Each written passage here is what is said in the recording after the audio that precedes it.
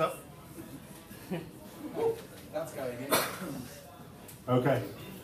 3-minute doc manifesto.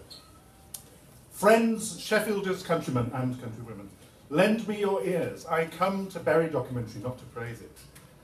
As the French documentary director Marcel Offel said back in the 1980s, documentaries, or whatever their directors care to call them, are just not my favourite kind of movie watching.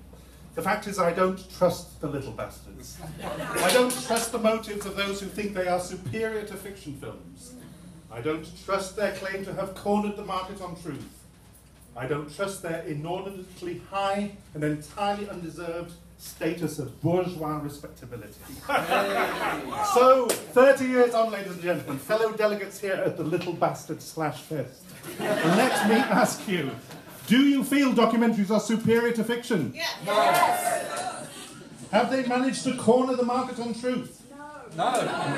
Do they still have an inordinately high status of bourgeois respectability? Yes. Yes. Is the documentary dead, I hear you cry? Yay! No. Nay.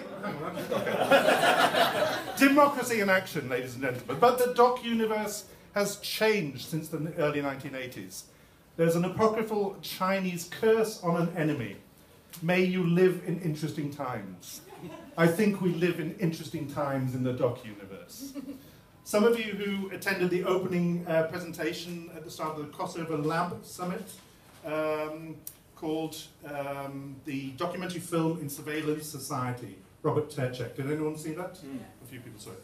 Okay, he talked about this idea of the panopticon, and that's the idea of an ideal circular prison imagined by the philosopher Jeremy Bentham.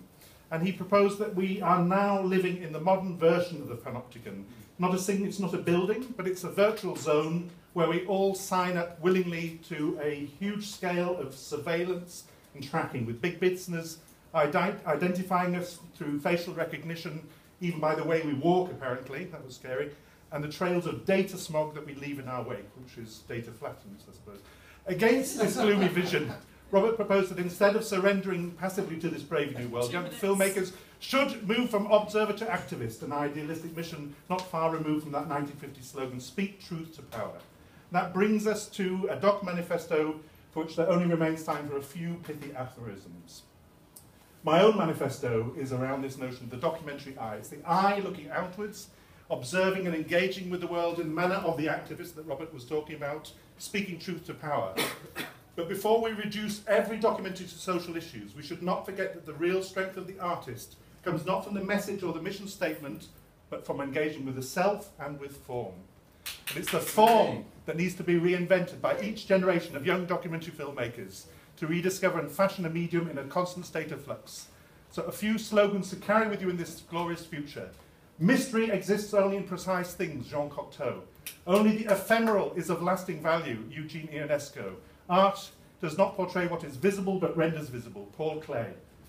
Have a good time all the time, Spinal Tap.